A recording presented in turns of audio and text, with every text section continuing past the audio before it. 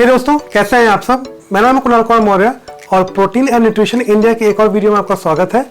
और यहाँ हम आज बहुत एक फेमस टॉपिक पर डिस्कशन करेंगे, वे प्रोटीन यानी animal protein versus plant protein, कौन सा बेटर है और कौन सा आपके लिए सही रहेगा।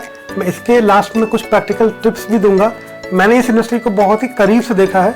मैं एक हेल्थ एंथुसियास्ट तो नहीं हूँ, आपको मुझे देख के पता चल ही रहा होगा, मगर मैंने इस इंडस्ट्री को, इसके कौन कौन से फॉर्मुलेशंस होते हैं, कैसे ये बिकता है मार्केट में, क्या क्या ब्रांडिंग होती है, कैसे लोगों को बेवकूफ़ बनाया जाता है, इन सबको बहुत करीब से देखा। तो मुझे इसमें बहुत ही अच्छी जानकारी है। अगर आपको कुछ भी हेल्थ से रिलेटेड, अगर सप्लीमेंट्स से रिलेटेड कुछ भी आपको डाउट हो अगर, तो आप मुझसे पूछ सकते हो कमेंट में, मैं डेफिनेटली आपको बताऊंगा। तो चलिए आज इस टॉपिक को शुरू करते हैं, जिसमें मैं आपको बताता हूँ कि आखिर वे प्रोटीन और जो नेचुरल प्रोटीन यानी प्लांट बेस्ड प्रोटीन होता है, उन दोनों में क्या फ़र्क है, कौन सा बेटर है आपके लिए, कौन सा लेना सही रहेगा या कौन सा नहीं लेना सही रहेगा, मैं इसको बहुत ही डिटेल में आपको बताऊंगा अभी। चलिए वीडियो को शुरू करते हैं। तो सबसे पहले अगर बात करी जाए वे प्रोटीन की, तो ये जो है प्रोटीन, ये बहुत सारे फॉर्मेटेड में आता है, डब्बों में पैक होकर के आपको मार्केट में मिल जाएगा। और बहुत सारे इसके प्रोडक्ट्स आते हैं। प्रोडक्ट की प्राइसिंग भी आपके बजट के अकॉर्डिंग है, 500, 1000, 2000 तक भी में शुरू आता है। शुरुआती टर्म पैसे जो है इसके, यहाँ से आपको ये मिल जाएगा। तो सबसे पहले जो वे प्रोटीन है उसका एडवांटेज में बात करी जाए, इसमें कंप्लीट एमिनो एसिड प्रोफाइल होता है, यानी हमारे शरीर के लिए, हमारे बॉडी के लिए जितने एमिनो एसिड की रिक्वायरमेंट होती है, सम अराउंड 9 एमिनो एसिड की रिक्वायरमेंट होती है हमारे बॉडी के लिए, वो सब इस वे प्रोटीन से फुलफिल हो जाती है। यानी जितनी भी एमिनो एसिड का हमारे बॉडी की रिक्वायरमेंट है वो सारी इससे पूरी हो जाती है। सारी रिक्वायरमेंट जो है इस वे प्रोटीन से पूरी हो जाती है, जो क्योंकि ये एमिनो एसिड हमारे मसल प्रोटेक्शन के लिए, मसल फंक्शन के लिए, इन सबों के लिए बहुत ही ज़रूरी है। तो ये इस वाले में आप देखोगे कि आपको अमीनो एसिड सारे के सारे जो हमारे बॉडी को रिक्वायर्ड है वो सारे अवेलेबल होते हैं। नेक्स्ट आता है रैपिड एब्जॉर्प्शन, यानी इसका एब्जॉर्प्शन रेट बहुत ही ज़्यादा होता है। इसका मतलब ये है कि आप पोस्ट वर्कआउट के बाद लोगे, ठीक है, तो भी अगर आपका कुछ मसल में दिक्कत आ रही है, मसल रिपेयर करने की जरूरत है, मसल ग्रोथ की रिक्वायरमेंट है, इन सारे रिक्वायरमेंट को ये फुलफिल कर देगा। क्योंकि ये वर्कआउट के बाद भी आप लेंगे तो आपको बहुत ही जल्दी ये वर्कआउट करना, आपके बॉडी के अंदर काम करना शुरू कर देगा, क्योंकि इसका एब्जॉर्प्शन बॉडी में बहुत जल्दी होता है, बहुत ही ये रिफाइंड फॉर्म में होता है। तो बॉडी को कुछ ऐसे एक्सट्रैक्ट करना, कुछ निकालना, कुछ अलग करने की जरूरत नहीं होती। ये इतना रिफाइंड फॉर्मेट में होता है कि ये बॉडी को पता चल जाता है कि ऑलरेडी ये प्रोटीन है, फुल्ली रिफाइंड प्रोटीन है, तो इसको वो अपने काम के लिए, जैसे कि आपके बॉडी के रिपेयर के लिए, आपके बॉडी के प्रॉपर फंक्शनैलिटी के लिए, आपके साथ में बॉडी के मसल की ग्रोथ के लिए, इन सब में इमीडिएट इस्तेमाल में आ जाता है। नेक्स्ट, जैसे आप इस चीज़ को समझो, मैं आपको समझाता हूँ। जैसे अगर आप शुगर केन लोगे तो उससे अगर आपको कुछ मीठा चीज़, खीर बनाना है आपको, तो वो नहीं हो पाएगी। उसको निकालेंगे, फिर उसको रिफाइन करेंगे, फिर आप बनाएंगे।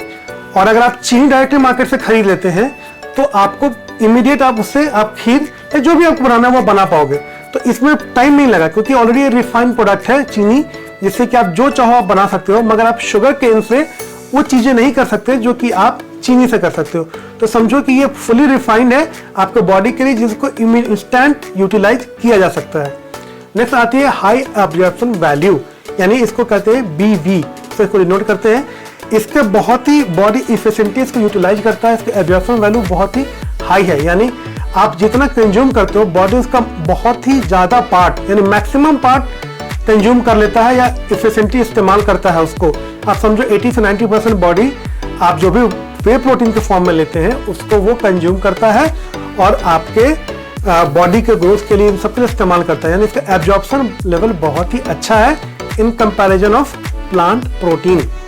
मगर सब चीज़ अच्छी तो नहीं हो सकती, कुछ इसके डिसएडवांटेजेस भी हैं। चलिए उसको डिस्कस करते हैं। जो पहले बताया था वो सारे एडवांटेजेस थे वे प्रोटीन के, अब हम डिस्कस करेंगे डिसएडवांटेजेस। सबसे पहला लैक्टोज कंटेंट है, यानी ये दूध से बनता है या डेयरी प्रोडक्ट से बनता है, तो बहुत सारे लोगों को लैक्टोज यानी दूध पचाने में दिक्कत होती है, तो उनके लिए प्रोडक्ट सही नहीं है। बहुत सारे लोग ऐसे होते हैं, बचपन में हमने सबने दूध पिया है, तो मगर कुछ जब आप बड़े हो जाएंगे तो बहुत लोगों को इससे एलर्जी होती है, डेयरी प्रोडक्ट से एलर्जी होती है, तो उनके लिए ये सही नहीं होता। उनको बहुत ही परेशानी आती है जब वो इन डेयरी प्रोडक्ट्स को, ये एक डेयरी का ही बाई प्रोडक्ट है, तो इसको पचाने में बहुत परेशानी आती है और उनके साथ ये बहुत समस्या होती है जब इसको वो लेना शुरू करते हैं। तो आप देख लेना आपको कहीं लैक्टोज एलर्जी तो नहीं है, इस बात का ध्यान रखना। दूसरा, ये एनिमल सोर्सिंग से आता है, यानी डेयरी का बाय प्रोडक्ट है, ये दूध या दूध से इस प्रोटीन को निकाला जाता है।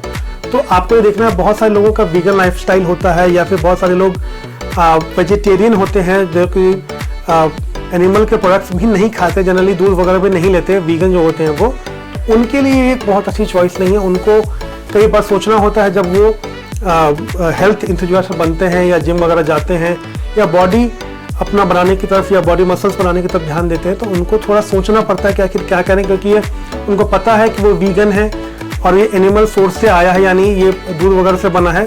तो कई दफ़ा लोग अपने हिसाब से देखते हैं कि उनको लेना है या नहीं। तो इसको भी आपको नोटिस करने की ज़रूरत है जब आप भी वे प्रोटीन खरीदने जा रहे हैं। तो हो सकता है बहुत सारे जैन वगैरह लोग जो बहुत से लोग आजकल वीगन होने लगे हैं, जो भी हेल्थ एंथुसियास्ट हैं खासकर, तो आपको देखना है कि आपके लिए सूटेबल है या नहीं। और नेक्स्ट पॉइंट है प्लांट प्रोटीन। तो अभी जो मैंने बताया आपको सारे वे प्रोटीन के एडवांटेजेस और डिसएडवांटेजेस को बताया।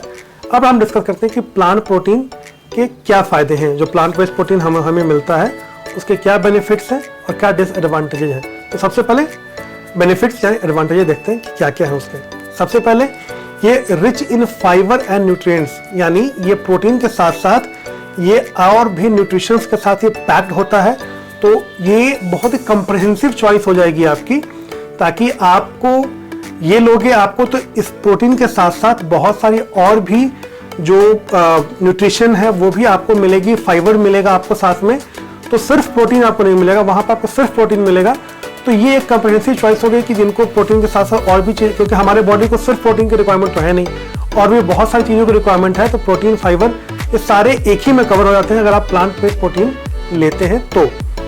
दूसरा, suitable for various dietary preferences, यानी बहुत सारे लोग जो वेजिटेरियन हैं, जो प्लांट प्रोटीन खाना चाहते हैं या फिर जो एनिमल प्रोडक्ट को यूज नहीं करना चाहते हैं, उनके लिए ये बहुत ही अच्छा ऑप्शन होता है, क्योंकि ये एक वेजिटेरियन प्रोडक्ट होता है। तो लोग इसको लेना ज़्यादा प्रेफर करते हैं, अपने डाइट में शामिल करना का ज़्यादा प्रेफरेंस देते हैं इस प्लांट बेस्ड प्रोटीन को। तो इसका नेक्स्ट पॉइंट है रिड्यूस इन्वायरमेंटल इम्पैक्ट, यानी कि ये हमारे इन्वायरमेंट पे बहुत ही कम इम्पैक्ट डालता है, क्योंकि ये प्लांट बेस्ड प्रोटीन है।